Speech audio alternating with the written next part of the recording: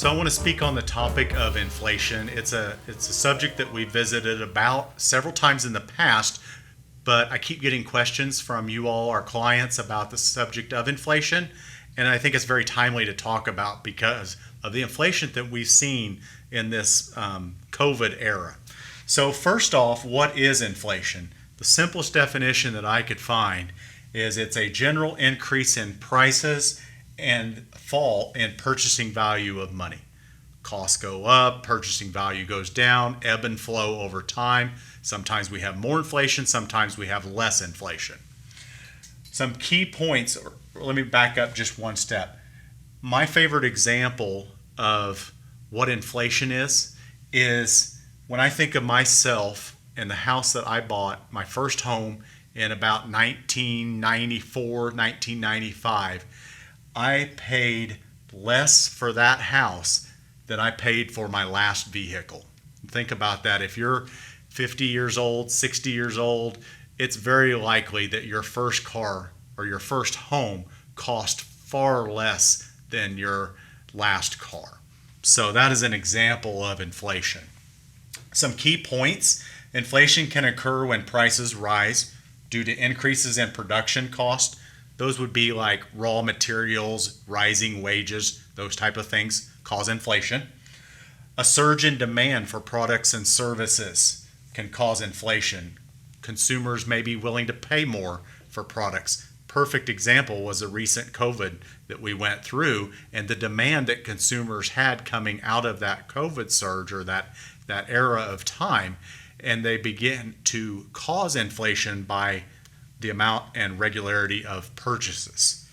Some companies can reap the rewards of inflation if, and that's a big if they can charge more over time for their products. Sometimes there's pressures that don't allow for increasing prices and stepping them right along with current inflation. And then there comes a point in time always where the consumers just had enough. The prices have risen so much on homes, on lumber, on many of the different things that you can think of that you've seen gone up in price. There comes a point of pain where the consumer says, no more, I'm going to step away. I'm not going to the hardware store. I'm not building that deck right now. I'm not building that carport. I'm going to sit this out. Then we see prices come back down. So the subject or the question that I get a lot recently is this inflation that we're seeing, is it more systemic in nature? Is it being caused by consumers purchasing and demand growing, but yet production of those products have been lagging? Systemic, like temporary inflation? Or is it more a long-term inflationary period, like maybe what we saw in the late 70s and 80s when prices and interest rates and inflation rose dramatically? I would guess, an educated guess, that probably the inflation that we're seeing is starting to look like it may be more systemic in nature rather than more of a long-term issue with inflation. And I'll just give you a few quick examples. There's lots of ways and lots of different measures to look at regarding whether inflation is a growing problem or less of an issue. These are just a few of the most common that most of us are familiar with. So, lumber prices. The prices for lumber in the market that trades has been going down for 3 months in a row, significantly. In fact, back to pre-pandemic levels. Now, a lot of these are prices that traders are willing to pay, and they ebb and flow. They don't show up in the store immediately, so it may be months before we recognize any of these. But nonetheless, a lot of these are trending in a down direction, not in an inflationary pressure way. Another one, crude oil, the price that it's trading for on the exchange. It's kind of a give or take. It hasn't shot up dramatically. It also hasn't gone down dramatically. So we'll say a maybe on that.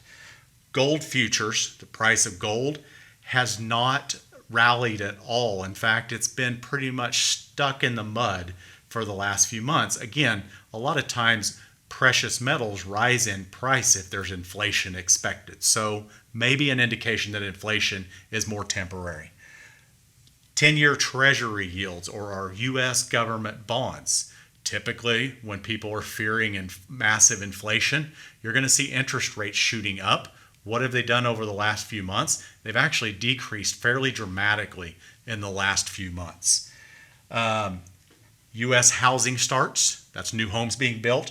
U.S. existing home sales. As you know, I'm sure, even in our little town and communities across the country, home sales and new home starts have been roaring.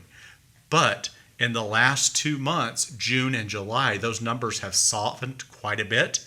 And then the August reading that just came out, those numbers have softened even more. Now, they're still better than they were a year ago. The market's still growing.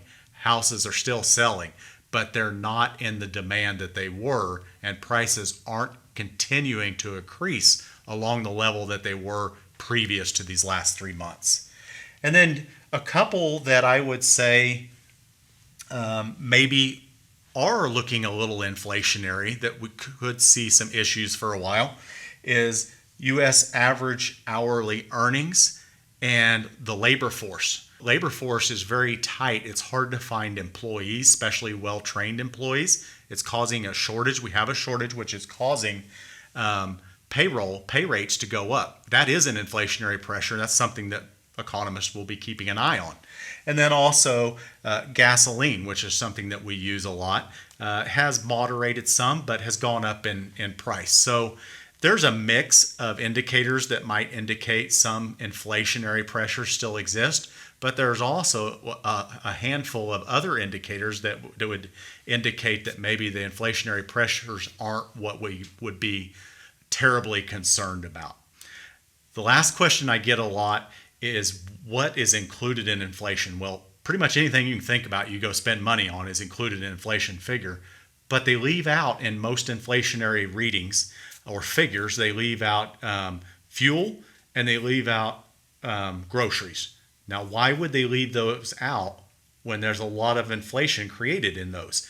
The reason they leave those out is because those two items are so volatile in price up and down and swings that it makes the inflationary numbers very hard to track because of the nature of how volatile those are, both up and down. So they take those two out, right or wrong. Those two aren't in the figure. But if you need any other information on inflation, if I don't have the answers, I got a lot of smart people that I can turn to at our home office or other folks that we work with.